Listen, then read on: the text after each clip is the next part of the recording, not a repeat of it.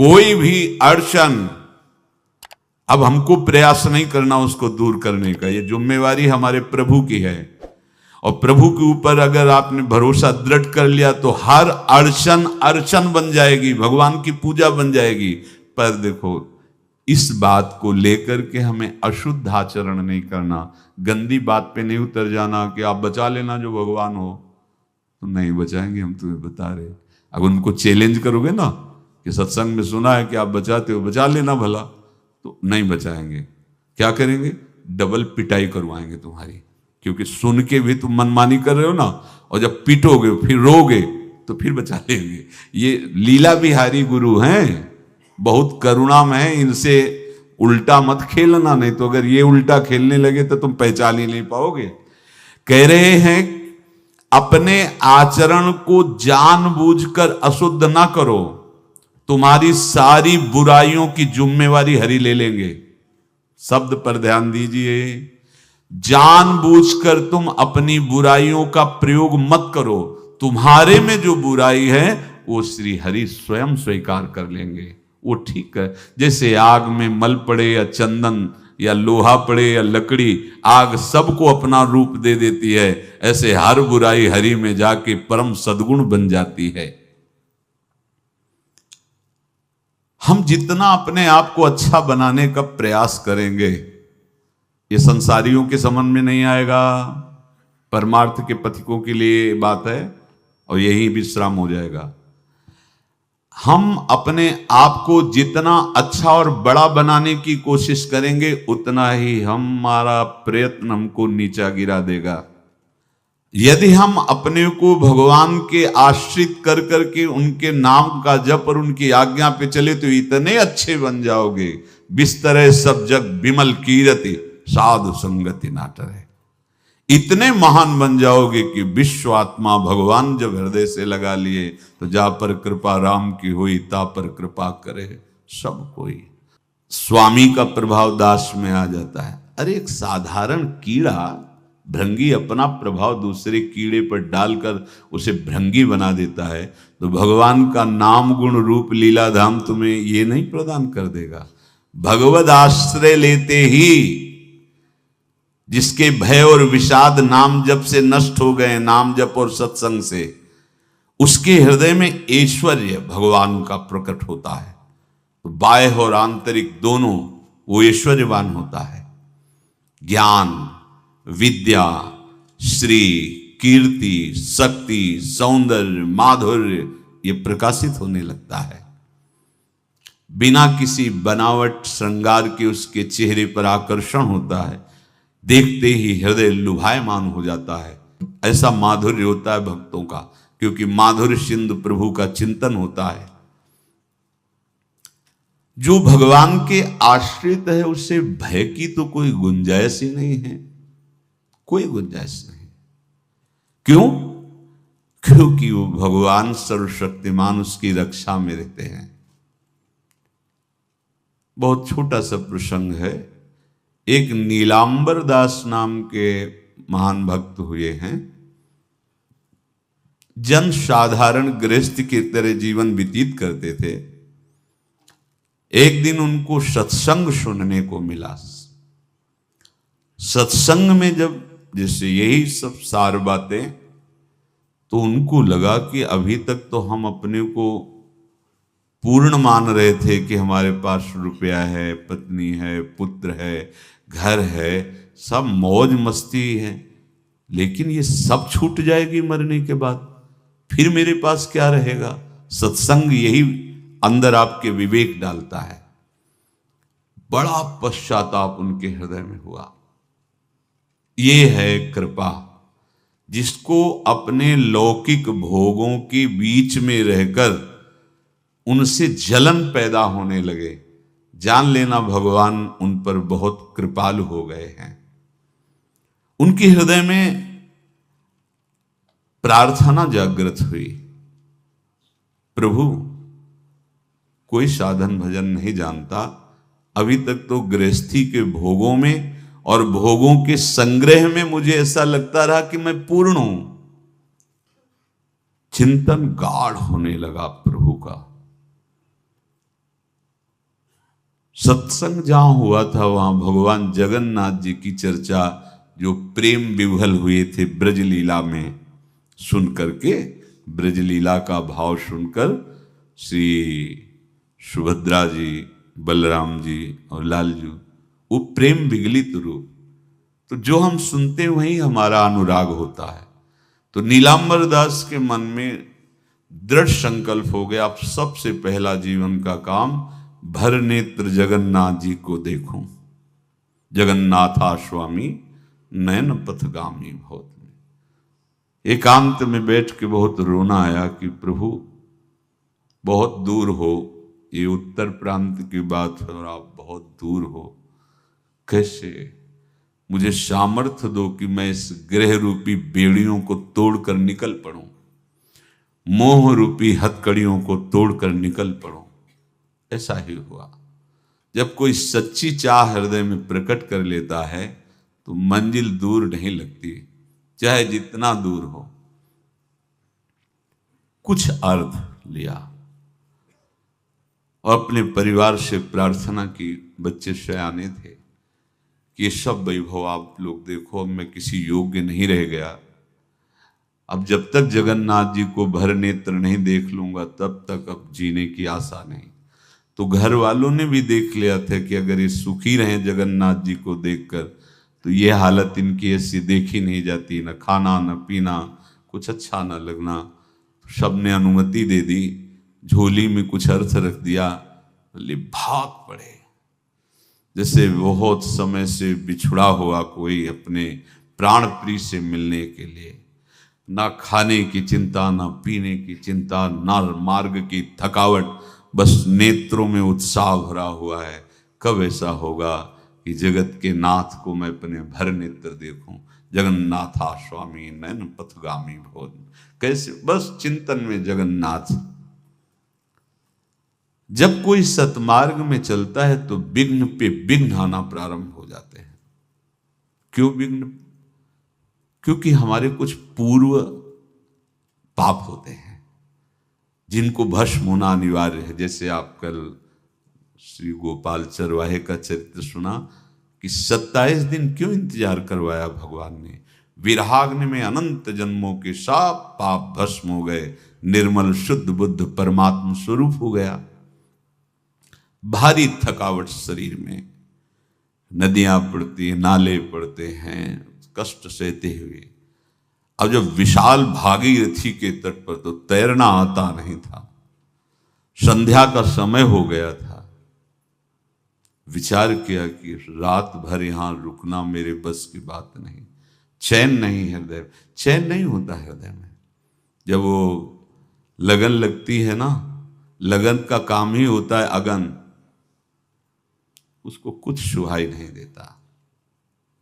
जब हृदय में लगन लग जाती कुछ सुहाई नहीं देता। जिस पर हो तुम रीझते क्या देते यदुवीर, रोना शिशकना तड़पना आहों की जागीर, ये संपत्ति मिलती है। रोने लगे, प्रभु आप तो बहुत समुद्र पार करने वाले हैं, इस गंगा नदी को कैसे हम पार कर पाए, और हम रुकेंगे नहीं। अब चाहे प्राण चले जाएं, तैरना तो आता नहीं, मैं पार जरूर होऊंगा। इतने में देखा एक नाविक मछुआरा मछली, वो बहुत ही दुष्ट स्वभाव का था। उस दिन उसको मछलियां मिली भी नहीं थी। इनको रोते हुए देखा तो नाव किनारे लाया। पार चलना चाहते हो? बोले हाँ। तुम्हारी झोली में कुछ है कि केवल हाँ ही कह रहे हो? बोले नहीं, परिवार वालों ने कुछ डाला, भी देखा तो नहीं। दिखाया तो उसमें कुछ मुद्राएं, पहले स्वर्ण मुद्राएं आदि। वो प्रसन्न हुआ और मीठी मीठी बातें करके नाव में बैठा। आओ आओ। भक्त को कोई संशय और भ्रम नहीं होता। और वो कपटी आदमी, उसने विचार किया कि अगर इसको छीन कर पार कर देंगे तो ये राज कर्मचारियों को सूचना देगा, फिर हम बांधे जाएंगे। तो इसे बीच धारा में ले जाकर गला दबा के मार देते हैं और इसकी संपत्ति ले लेते हैं। कौन जानेगा, गंगा के प्रवाह में बह जाएगा, पक्का निश्चय उसका। अब जब वो धारा सीधे निकलना है और वो ऐसे चला, तो उनका भैया हमें तो पार होना है, आप कहाँ ले जा रहे हो? बोले चुपचाप। अब उसका रूप बदल गया, वो चुपचाप बैठे रहो, अभी अभी मैं तुम्हें गंगा से क्या इस शरीर से भी पार कर दूंगा। वो समझ गए कि शायद अब इस जन्म में जगन्नाथ के दर्शन संभव नहीं, क्योंकि मारेगा, हाथ में डांड है, अगर उसी से प्रहार करेगा तो। एकदम आर्थ हुए कि प्रभु मरने का तो भय नहीं है, पर यदि आपको भरने तो देख लेते फिर मारे जाते तो अच्छा था। ये आशा लेकर के मैं मरना नहीं चाहता, एक बार मैं आपको देखना चाहता हूं। भय बिल्कुल नहीं हुआ, भय विषाद भक्त को नहीं होता।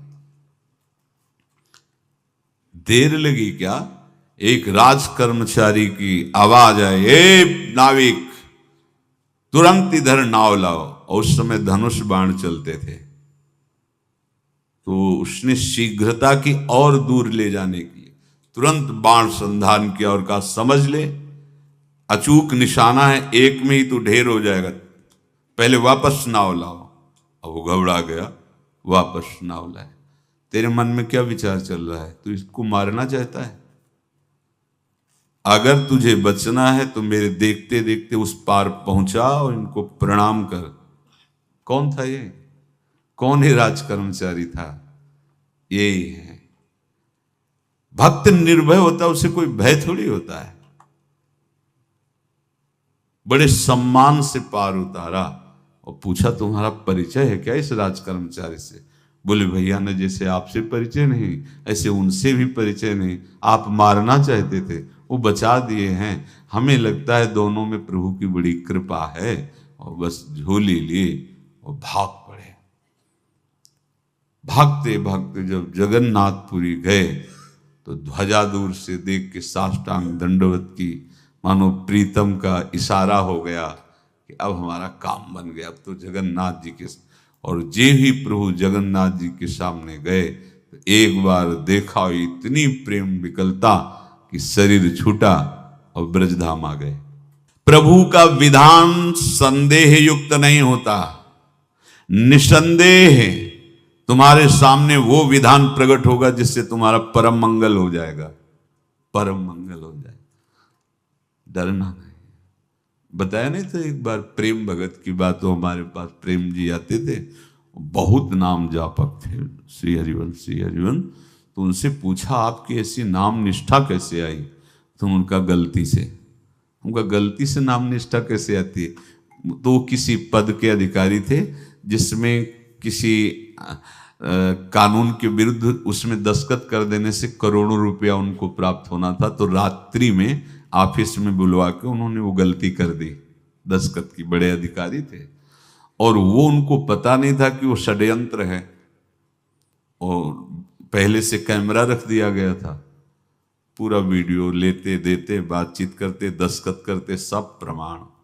तो सुबह जो उनकी आरती उतारी गई समाज में, तो बस घर वाले भी उनसे कि जैसे पुत्र थे पत्नी कि पिताजी पापा आपसे ऐसी आशा थी, मार दिया हम सब लोगों को आपने।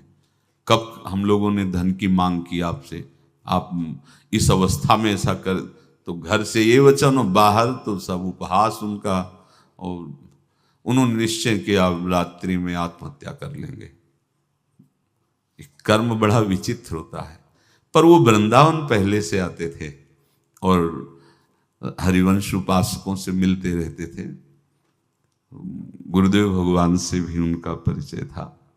गलती किसी से भी हो सकती है, चूक है, यही तो है ना। कंचन कामिनी कीर्ति, कहीं भी लुभायमान। शायद उनके मन में लगा होगा कि दस्तखत कर लेंगे और मिल जाएगा, वृंदावन वास करेंगे, झंझट छूट जाएगी। कुछ ना कुछ ऐसा आया होगा, क्योंकि वो अधार्मिक प्रवृत्ति के नहीं थे, पर क्रिया तो हो गई ना, और षड्यंत्र था वो। उन्होंने सोचा रात्रि में अब हम प्राण त्याग देंगे। तो धाम आना और रसिकों के संग के प्रभाव से एक दिव्यता प्रकट हुई। वो सबके सामने सोने का नाटक करके लेट गए। तो परिवार वालों, नजर तो सबकी थी कि विकसित हैं, परिवार वालों को लगा सो गए। तो रात्रि जब सोए थोड़ा ऐसे, तो वास्तविक नींद आ गई और स्वप्न में देखा कि कोई उनसे कह रहा देखो तुम्हारे सिरहाने सेवक वाणी रखी है, इसको पकड़ो, मरने की जरूरत नहीं, सब ठीक हो जाएगा। जगह तो सेवक वाणी सिरहाने रखी हुई थी। जैसे एक भक्त को तुलसी दल नामक ग्रंथ सिरहाने रखा, अरे अलौकिक शक्ति संपन्न भगवान और भगवान के पार्षद हैं, बस सब बात हट गई और उनकी जिह्वा और उनके मन ने, जैसे ना मरने वाले को प्राण मिल जाए कि भाई प्राण रक्षा, ऐसा को श्री हरिवंश हमारे रसिक समाज में जब वो आते थे उनका अच्छा सम्मान होता था। तेजों में चेहरा वयो वृद्ध शरीर, श्री हरिवंश ऐसे चलता रहता, बात करते और श्री हरिवंश ऐसी नाम में रति देखी। देखो ना क्या हुआ, घटना क्या थी, दृश्य क्या था, जीवन बिल्कुल व्यर्थ हो क्या गया, लोक सम्माननीय जीवन बन गया, महात्मा बन गए और भगवत प्राप्त हो गए हैं, उनका शरीर छूट गया है। तो यहां कह रहे हैं कि तुम्हें किसी भी हेतु से अपनी चिंता नहीं अब करनी। प्रभु का विधान निसंदेह परम कल्याण में होता है, तुम्हें संदेह नहीं करना। कड़ुआ हो सकता है लेकिन अवसर तो मिल जाएगा श्री जी की तरफ भागने का। हम अपने को अच्छा साबित करने के लिए पूरा जीवन लगा दें, नहीं भाई, हम नीच आचरण वाले पर हम भागेंगे प्रभु की तरफ, लोक पावन करने वाले महात्मा बन जाओगे।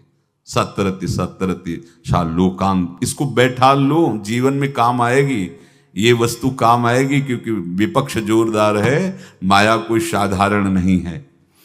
विश्वासी साधक का भगवान स्वयं जुम्मा ले लेते हैं, विश्वासी साधक का भगवान स्वयं। देखो, अपने मन में तुम किसी प्रकार की चिंता न रख करके ये आज से विश्वास कर लो कि अब मेरे जीवन में जो होगा, मेरे प्रियाजू के द्वारा किया हुआ विधान परम सुखप्रद होगा, परम मंगलमय होगा। विश्वासी भक्त का जब ये स्वभाव निश्चय हो जाता है कि मेरे प्रभु जो करेंगे वो मंगल करेंगे, तो परिस्थिति बुरी दिखाई दे सकती है, परिस्थिति भयावह दिखाई दे सकती कि अब तो सब गया, ऐसा लगेगा। लेकिन वो बहुत बड़े के हाथ में नियंत्रित है परिस्थिति। देखते देखते उस परिस्थिति का परिणाम निश्चिंत, निःशोक और निर्भय कर देने वाला हो जाएगा। भयभीत मत होना। बहुत ही अमृतमयी बातें हैं, अगर अपने साधन पथ पे हम इनको आदर्श मानकर चले तो बहुत जल्दी आनंद आ जाए। किसी भी अड़चन को तैयार रहो, ये काल क्षेत्र है, मृत्यु क्षेत्र है। कुछ भी, कभी भी, कहीं भी, कैसे भी, सबके सब मर सकते हो। अभी यही खंभा टूट जाए, बिल्डिंग गिर जाए, सब मर जाओगे। कहां जाओगे? जहां ऐसे सुन रहे हो ना, ऐसे निकुंज में चलेंगे। अब हमें किसी भी अड़चन से कोई भय नहीं, किसी भी अड़चन से भय नहीं। आप ये खिलवाड़ मत समझे। किसी भी अर्थ, कोई तुम्हें नहीं रोक सकता आप श्री जी से मिलने के लिए। ये आगंतुक भय एक स्वाभाविक होता है। जैसे पूज्य श्री मंगनानंद जी सरकार सेनपुर, बहुत उच्च कोटि के ब्रह्मलीन महापुरुष, तो एक चौकी पर ऐसे बैठे हुए थे और बहुत से ऐसे संतजन परमहंस सब बैठे हुए थे और ब्रह्म चिंतन के विषय में चर्चा चल रही थी। तो एक संत आगंतुक आए ऐसे गंगा किनारे। तो उस समय स्वामी जी कह रहे थे, मंगनानंद जी, कि एक होता है विचार भय, वो संतों में कभी नहीं होता है, और एक होता है तात्कालिक भय, वो सबको व्याप्त हो जाता है। तो उन्होंने कहा कि स्वामी जी, वैसे हम आपका आदर करते हैं, लेकिन इस बात पर हमारा मतलब मन नहीं बैठ पा रहा है कि जो ब्रह्म स्वरूप को जान गया उसको विचार भय तो होगा ही नहीं, लेकिन स्वाभाविक भय कैसा हो सकता है? तो सिद्ध पुरुष थे। उनका स्वामी जी बैठो, प्रसंग पूरा होने के बाद फिर आपका उत्तर हो जाएगा। ऐसे चौकी लगाई, बैठे, और बैठे थे बट वृक्ष के नीचे। तो एक जैसे बाज है, गीद पक्षी है, उस समय तो वो संध्या का समय था, आके ऐसे जे ही बैठा तो खरबर खरबर वो डाल, तो महाराज चौकी के नीचे हो गए, जो गंगा किनारे से आए थे ना, तो कहा स्वामी जी ये विचार भय है या स्वाभाविक भय है या आपको ब्रह्म चिंतन या ब्रह्म बोध नहीं? तो हंस दिए, बोले उत्तर मिल गया, ये स्वाभाविक, जैसे अभी बंदर चीख दे तो सब घबरा जाओगे ना, विचार भय नहीं है ये आगंतुक स्वाभाविक भय, भय विचार भय कि अब जो है ऐसा होगा, ऐसा हो सकता है, नहीं नहीं, वही प्रसंग चल रहा है, भगवान प्रमाण देते चले जा रहे हैं। देखो कोई भी भय, कोई भी अड़चन अब तुम्हारा अमंगल नहीं कर सकती, पक्का मान लीजिए, डरो मत।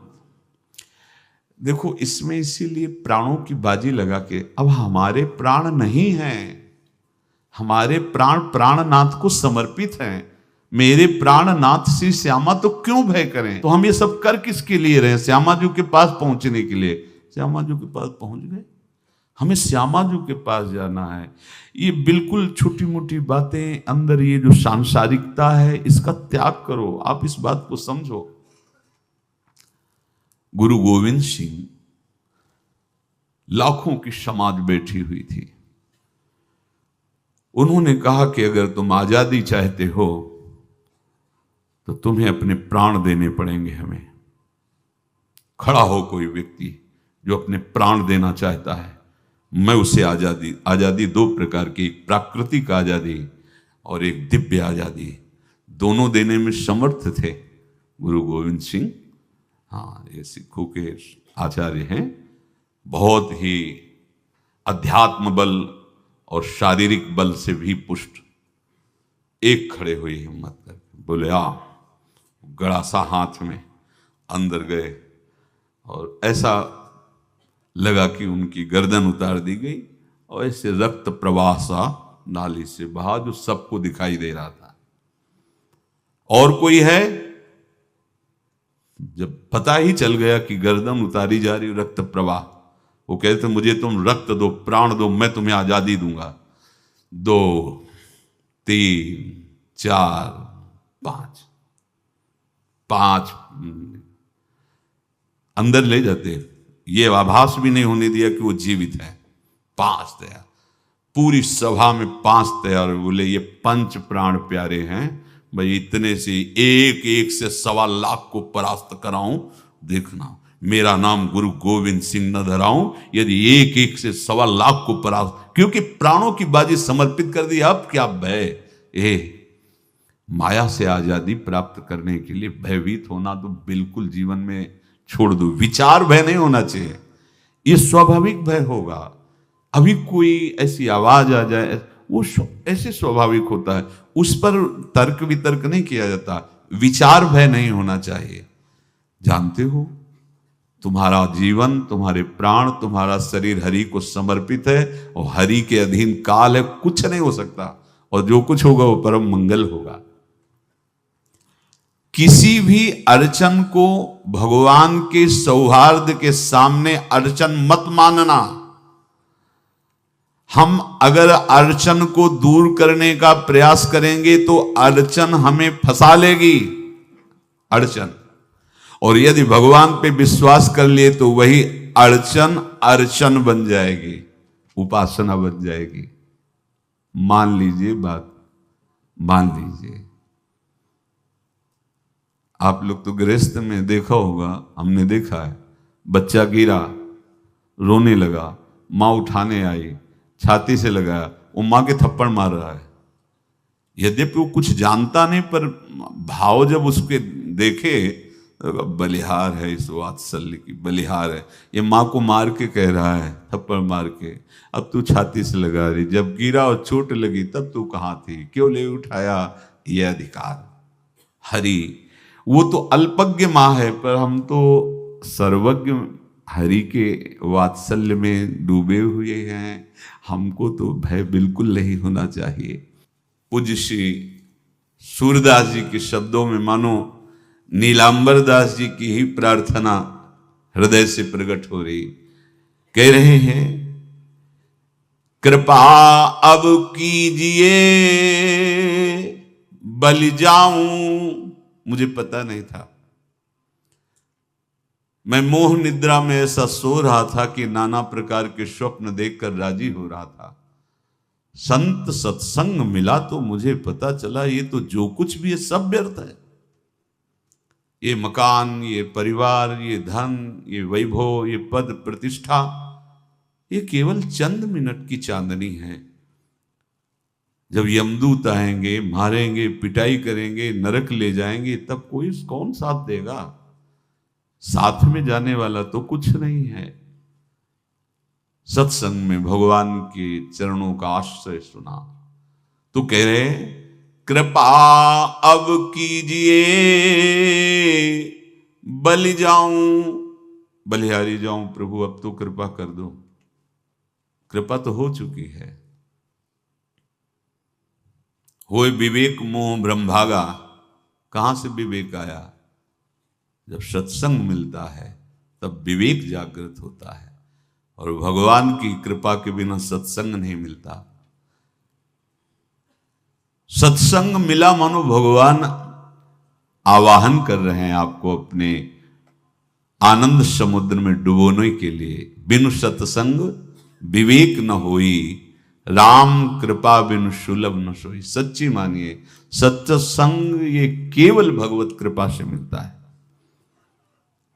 पहली कृपा तो सत्संग हुई, अब विवेक जागृत हुआ, तब सब होए विवेक मोह ब्रह्म भागा। तो मोह में जो ये सब अच्छा लग रहा था, अब अच्छा नहीं लगने लगा, काटने को दौड़ने लगा। सबका प्यार, सबकी वस्तुएं, सब वैभव सम्मान, सब झूठा, सच्ची झूठा। फसाओ। प्रार्थना हृदय से निकली, कृपा अब कीजिए बलि जाऊं, नाहिन मेरे और को बल, चरण कमल बिन ठाऊं, कृपा अब कीजिए बलि जाऊं। बलिहारी जाऊं प्रभु, अब तो कृपा कर दो। मेरे में कोई बल नहीं है, कोई साधन बल, तपस्या बल, योग बल, ज्ञान बल, कोई बल नहीं। बस हृदय से मैं आपके चरणों का आश्रय लेता हूं। वैसे तो अगर हम अपने मुख से अपना परिचय दें तो हों असौच, अकृत, अपराधी, सन्मुख होत लजाऊं, तुम कृपालु करुणा निधि के सो, सुना है अधम उदाहरण नाऊं, कृपा अब कीजिए बलि जाऊं। किसी योग्य नहीं हूं, अपराधी हूं, अकृत, अशौच, सदैव मन और शरीर दोनों अपवित्र रहा है। यद्यपि किसी लायक नहीं हूं, आपके सन्मुख होने में लज्जा लगती कि कहां मैं नीच अधम और कहां आप परम पावन पुण्य श्लोक प्रभु। पर सुना हमने सत्संग में कि आप बड़े कृपालु हो, करुणा निधान हो, तो हे कृष्ण, हे अधम उदाहरण, आपकी महिमा सुनकर हिम्मत पड़ रही कि अब आपके चरणों की तरफ मैं बढ़ूं। क्योंकि विचार करके देखा, कोई ऐसा नहीं है जो मुझे संभाल सके, मेरी रक्षा कर सके। काके द्वार जाए हुई ठाढ़ों, देखत काहि सुहाऊं, असरन सरन नाम तिहारो, हो कामी कुटिल निभाऊं। प्रभु, किसके द्वार जाके खड़ा हूं? जितने देवता हैं ये सब बनिया की दुकान की तरह हैं। तुम्हारे पास जितने पुण्य साधन है उतना ही फल मिलेगा। मेरे पास तो कोई बल है नहीं, तो कोई मुझे तो स्वीकार करेगा नहीं, ठुकरा देगा। नाथ, सुना है आपका नाम सत्संग में, असरन सरन है, जिसका कोई नहीं होता उसे आप स्वीकार कर लेते हैं। मैं बहुत कामी हूं, कुटिल हूं, पर एक ही ठौर है, आप मेरा निर्वाह कर सकते हैं। कलुषी अरु मन मलिन बहुत, मैं बहुत कलुष हूं, बहुत मलिन मन हूं, पर बिना स्वार्थ के आज तक कोई काम किया नहीं, तो आपसे भी सौदा करके ही शरण में होऊंगा। सेत में तो न बिकाऊं, तो आपसे भी सौदा है हमारा। सेत में शरण नहीं हो जाऊंगा आपकी, यद्यपि मैं ऐसा बता दिया पूरी। देखो भक्तों का हृदय कैसा होता है। हाँ, क्या चाहिए आपको, क्या चाहिए? तो सूर पतित पावन पद अम्बुज, सो क्यों परिहरि जाऊं, कृपा अब कीजिए बलि जाऊं। सेत में नहीं बिकाऊंगा, आपके चरण का मोल लूंगा। सदैव आपके चरण हमारे हृदय में रहे, मेरा मन आपके चरणों के आश्रित रहे। ये दे दो, अब मैं आपका ही हो गया, बिक गया। ये मूल्य आपको देना पड़ेगा। आप अपने चरणों का आश्रय और अपना चिंतन, हमारी तुम्हारी होड़ पड़ी है। ना जाने करिहो अब कहा तुम नागर नवल हरी, मोहि प्रभु तुम सो होड़ परे।